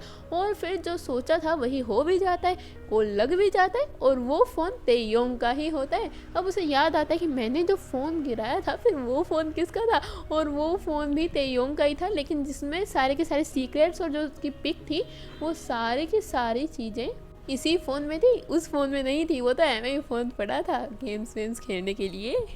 अब सेन ना तेमू की परेशानी को भांप लेती है और उसे थोड़ा सा कंफर्ट फील करवाते हुए उसके शोल्डर पे हाथ रखती है और उसका हाथ पकड़ के थोड़ा सा रब करती है। फिर हम देखते हैं कि वो सभी के सभी डाइनिंग टेबल पे होते हैं और जो ग्रैंडमा होती है वो तेमू को बोलते हैं कि तुम तेयोंग का फ़ोन लेकर के कंपनी में जाओ, इसका आईडी दिखाओ और इसको खुलवा के लाओ, हमें पता चल जाएगा कि क्या है क्या नहीं है और इस फ़ोन में लास्ट टाइम क्या क्या हुआ था, ताकि हमें ये भी पता चल जाए कि आखिर तेयोंग के साथ ऐसा क्या हुआ था कि ये अपनी सारी याददाश्त भूल चुका है और ये 2 साल से कहाँ पर था। इसका मतलब ये है कि बगा के साथ रहते हुए इसे 2 साल हो गए हैं। अब हम देखते हैं कि जो तेमू और तेयोंग होता है वो जा रहे होते हैं कार में और वहाँ पर तेयोंग से अपना फ़ोन गाड़ी में गिर जाता है और तेमू वो देख लेता है। तब तेमू तेयोंग को बोलता है कि तुम चलो मैं आता हूँ, और वो फ़ोन अपनी जेब में डाल लेता है। अब जैसे ही वो वहाँ पर पहुँचते हैं तो तेयोंग बोलता है अरे मेरा सेलफ़ोन, अरे मेरा फ़ोन नहीं मिल रहा है, मेरा फ़ोन। और फिर तेमू तो इतना खुश हो जाता है ना, मतलब तुम समझ ही नहीं सकते हो कितना खुश हो जाता है। फिर हम देखते हैं कि सेना के घर पे उसकी मोम आई हुई होती है और वो बोलती है कि कैसी हो बेटी, ये वो है, मतलब थोड़ा सा ओवर ड्रामा करती है। अब हमें ये भी पता चलता है कि बका उसकी काफ़ी मदद कर रही थी काम में, तो अब अगर बका चली जाएगी तो सारे काम का बोझ उसी के ऊपर आ जाएगा। तो इसलिए वो थोड़ा सा अपनी बेटी सेना को बोलती है कि सुनो ना, जो बका है उसको 40,000 चेक का गुम हो गया था, है ना, तो उसने 20,000 जो डॉलर थे वो तो मतलब इकट्ठे कर लिए हैं कहीं ना कहीं से, बट अब 20,000 बाकी है, तुम प्लीज़ उसकी हेल्प करने की सोचो ना, वो तुम्हारी बहन है प्लीज़। और फिर सेना बोलती है बहन, कौन सी बहन, काहे की बहन, नहीं मतलब मैंने उसको कभी अपनी बहन माना ही नहीं जब, और वैसे वो इतने सालों के बाद अब क्या लेने आई है यहाँ पर, मुझे उससे कोई मतलब नहीं है, वो चाहे कुछ भी लगती हो मैं उसको कभी अपनी बहन नहीं मानूंगी। और वो बहुत ज़्यादा रूडली बिहेव करती है। फिर उसके पास एक कॉल आता है तेमू का कि मैं 5 मिनट के अंदर तुम्हारे घर पे आ रहा हूँ। अब वो इतनी घबरा जाती उसके पास एक कॉल आता है तेमू का कि मैं 5 मिनट के अंदर तुम्हारे घर पे आ रहा हूँ। अब वो इतनी घबरा जाती है कि टेंशन में वो जल्दी से अपनी माँ को वहाँ से भगा देती है। फिर तेमू उसके घर पर आता है और जो उसकी सेना की मोम जो एक बैग भूल जाती है वो उस फ़ोन को उसी में डाल देता है। फिर जो सेना होती है वो उसके पास आती है और उसे बोलती है कि क्या हम नूडल्स खाने चलें, चलो ना। और फिर वो चले जाते हैं। वहीं हम दूसरी ओर देखते हैं कि जो बका होती है वो काफ़ी परेशान होती है, काफ़ी दुखी होती है, लेकिन वो फिर भी अपनी जो सैडनेस होती है उसको छुपा कर थोड़ी सी स्माइल लेकर के आने की कोशिश करती है। और जो वो 3 लोग होते हैं वो भी क्राउन प्रिंस के यानी कि तेयोंग के पास आ जाते हैं और वो खाना खा रहे होते हैं। तो वो बोलता है कि क्या मैं अपना नाइफ़ यूज़ कर सकता हूँ, और अब समझ ही जाओ उसकी नाइफ़ तो उसकी तलवार थी। तो वो एकदम से अपनी तलवार निकालता है और वो जैसे इस वेजिटेबल्स को कट करने लगता है, वो दोनों तो ऐसे शॉक हो जाते हैं कि हे भगवान, अब क्या हो गया यार, ये मतलब ये आए कहाँ से ये लोग। और वहीं तेयोंग भी सोचता है कि ये मेरी इज्जत का भाजी पाला करवा के ही रहेंगे। और फिर हम देखते हैं कि जो वो 3 लोग होते हैं वो ऊपर उसी कमरे में जाते हैं और वो बोलते हैं कि ये क्राउन प्रिंस ये तो बिल्कुल आपके जैसे ही दिखता है। फिर वो बोलता है कि नहीं, क्राउन प्रिंस नहीं, मुझे तेयोंग बोलो, अब से मैं तेयोंग हूँ, भगवान ने मुझे दूसरा मौका दिया है जीने का और मैं अब तेयोंग बन के ही जीऊँगा इस घर में। वहीं दूसरी ओर हम देखते हैं कि जो बका होती है उसके हाथ से वो डोल से गिर जाती है और वो रोप के ऊपर लटक जाती है, एक वायर के ऊपर लटक जाती है और वो उसे उतारने की कोशिश कर रही होती है।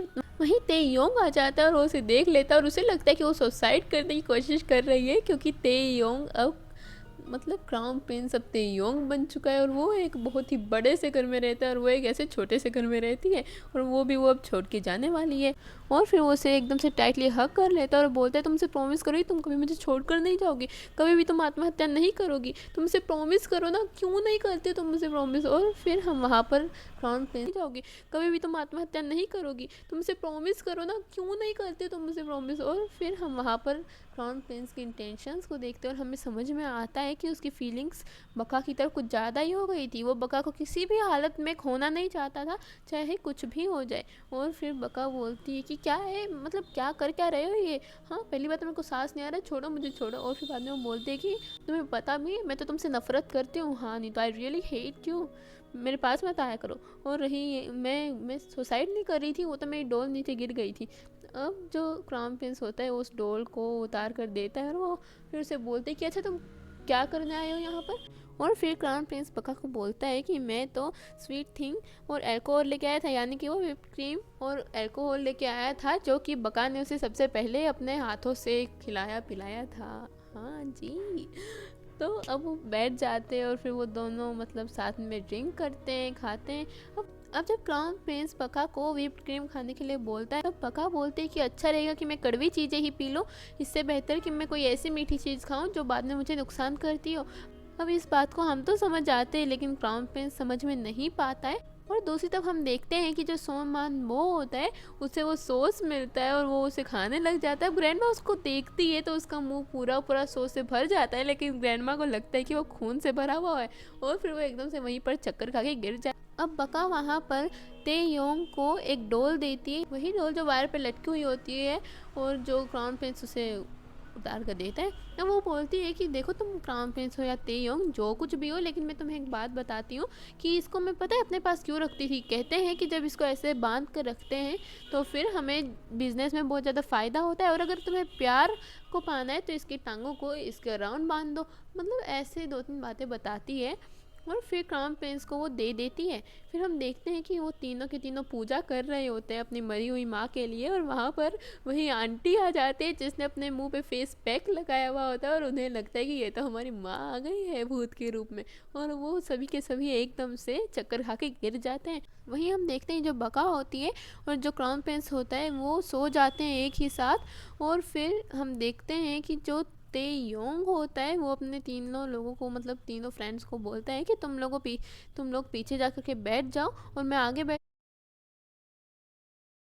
क्राउन प्रिंस होता है वो सो जाते हैं एक ही साथ। और फिर हम देखते हैं कि जो तेयोंग होता है वो अपने तीनों लोगों को मतलब तीनों फ्रेंड्स को बोलता है कि तुम लोग पीछे जाकर के बैठ जाओ और मैं आगे बैठता हूँ। और फिर वो डिग्गी में जाकर के बैठ जाते हैं। अब पहले तो वो डर जाते कि वो गए कहाँ पे। तेयोंग इधर उधर देखता है और उसका ड्राइवर भी इधर उधर देखता है, लेकिन फिर बाद में जब वो डिग्गी में जाकर के देखते हैं तो उन्हें पता चलता है कि ये तो भैया डिग्गी में बैठे हुए हैं। फिर क्राउन प्रिंस उन तीनों को लेकर के जाता है और सेना को दिखाता है, यानी कि जिसको क्राउन प्रिंसेस समझ रहे हैं। अब दो चीज़ सा बोलता है कि मैं क्राउन प्रिंस को यहीं बुला कर लाता हूँ, आप यहीं पर रुकिए महाराज। और फिर वो जब जाने लगता है तो फिर वो जो सिक्योरिटी वाले होते हैं वो उसे एक थप्पड़ मार कर वापस भेज देते हैं। अब बारी आती है सोंगमान की। अब सोंगमान जाता है थोड़ा सा क्लेवर टेक्निक से और वो बोलता है कि हमें इस बिल्डिंग के साथ पार्टनरशिप करनी है, हमें अंदर जाने दीजिए। और फिर वो उसे बोलता है कि तुम फिर से लंबे बालों वाले निकलो ऐसे। और फिर वो डांट सुनते ही वापस भाग कर आ जाता है। फिर बारी आती है हमारे वू योंग सोल की। अब वू योंग सोल तो भैया लड़ने में इतना माहिर था कि वो वहाँ पर जाते ही 2-3 पंच मारता है और फिर जाने लग जाता है। अब वो जैसे ही जाने लगता है तो वो डोर एकदम से वापस घूमता है और फिर वो वापस वहीं पर आ जाता है। फिर वो सिक्योरिटी गार्ड उसको फिर से मारता है और फिर वो फिर से राउंड लगा कि वापस वहाँ पर आ जाता है। मतलब वो बेचारा अंदर ही नहीं जा पाता, कई देर तक वो इधर से उधर घूमता ही रहता है। वहीं दूसरी ओर हम देखते हैं कि जो बका होती है वो बैठी हुई होती है और सोच रही होती है मैं जाऊं या ना जाऊं। वो बार बार आगे की तरफ गिर रहा होता है तो वो सोचती है कि नहीं एक और बार करके देखती हूँ। और जब वो एकदम से पीछे की ओर गिरते हैं तो बोलते हैं अरे वाह मेरे को रुकना चाहिए, अगर वो मेरे को रोकेगा ना तो मैं रुक जाऊंगी। इसका मतलब ये था कि बका जाना नहीं चाहती थी ये जगह छोड़कर और उसे बस कोई एक वजह चाहिए थी जिसके कारण वो यहाँ पर रुक सके। अब जैसे ही बका बाहर निकलती है तो वो चारों लोग बाहर आए हुए होते हैं और वो बोलते हैं कि हमें एक लास्ट मेमोरी चाहिए, एक लास्ट मेमोरी के लिए फ़ोटोग्राफ। और फिर वो कैमरा अंदर मंगवाता है और बका उन सभी की फ़ोटो खींचती है। अब भैया वो योंग से तो हमेशा सीरियस मोड में रहता है, तो जब उसे स्माइल करने को बोलते हैं तो एक ऐसी टेढ़ी मेढ़ी सी स्माइल करता है जिसको देख के लगता है कि वो ये सोच रहा है यार ये लड़की क्या करवा रही है मेरे से। अब वो सभी एक साथ फ़ोटो खींचते हैं 2-3 पोजेस बना और फिर क्राउन प्रिंस उन तीनों को ले जाकर बाल कट करवाने चला जाता है, हेयर कट करवाने। वो वहाँ पर बोलता है कि हमारे बाल काटो और फिर वो सभी बोलते हैं नहीं ऐसा मत करो, हमारे साथ ऐसा मत करो, नहीं क्राउन प्रिंस एक बार फिर से सोच लो, अभी भी समय बाकी। और 2 चीज़ तो बेचारा भागने लग जाता है लेकिन वो योंग सोल उसे नहीं जाने देता है, उसे पकड़ लेता है, बोलता है कि ये महाराज का आदेश है, हमें यही करना पड़ेगा। सबसे पहले क्राउन प्रिंस अपने बाल कटवाना शुरू करता है और फिर सभी अपने बाल कटवाने लगते हैं। सभी बहुत ज़्यादा रो रहे होते हैं लेकिन हमें वहाँ पर पता चलता है कि सबसे ज़्यादा बुरा वू योंग सोल को ही लग रहा था। वो कुछ इसलिए नहीं बोल रहा था क्योंकि वो क्राउन प्रिंस का आदेश था, लेकिन जिसको सबसे ज़्यादा हर्ट हो रहा था वो सिर्फ और सिर्फ वू योंग सोल ही था, क्योंकि उनके वहाँ पर माना जाता था कि जो बाल होते हैं वो एक आदमी की इज्जत होते हैं, इसीलिए वो उन्हें कभी कटवाते नहीं। और फिर हम देखते हैं जो क्राउन प्रिंस होता है वो जब घर पर जाता है अपने बाल कटवा कर, यानी कि बका के पास जाता है, तो वहाँ पर उसे बका नहीं मिलती है। अब वो बस में चढ़ चुकी होती है और क्राउन प्रिंस उसका पीछा कर रहा होता है। अब वो एक ट्रक के आगे आ जाता है जहाँ पर वो मरता मरता बच जाता है और वो उसे एक कार्ड देता है, यानी कि वहाँ पर वो सीनरी होती है जो कि बका ने उसे दिखाई थी, जो उसे बहुत ज़्यादा पसंद थी। और वो उसे एक कार्ड देता है और बोलता है कि मैं ये सीनरी किसी भी कॉस्ट के ऊपर लेने को तैयार हूँ। अब वो उसे बहुत ज़्यादा पैसे देकर जैसे तैसे मना के और वो सीनरी ले लेता है और वो उस ट्रक के साथ ही उस बस का पीछा करने लग जाता है। अब वो एकदम से अंदर आता है और उस बका का हाथ पकड़ के खींच कर ले जाता है, जहाँ पर सभी को लगता है कि यार ये तो रोमियो जूलियट वाली बात हो गई और ये दोनों एक दूसरे से बहुत ही ज़्यादा प्यार करते हैं। अब बका को ये बात बहुत ही ज़्यादा अच्छी लगती है और फिर वो उसे बाहर लेकर के चला जाता है। अब हम बका और क्राउन प्रिंस को थोड़ा सा क्वालिटी टाइम स्पेंड करते हुए देखते हैं और फिर क्राउन प्रिंस यानी कि तेयोंग एकदम से बका को गले लगा लेता है और बोलता है कि तुम मुझे कभी भी छोड़कर मत जाना। यहाँ पर हमें पता चलता है कि तेयोंग किस हद तक बका से प्यार करने लग गया था और ये सब देखकर बका को भी बहुत ज़्यादा अच्छा लगता है कि तेयोंग उसकी इतनी फिक्र करता है।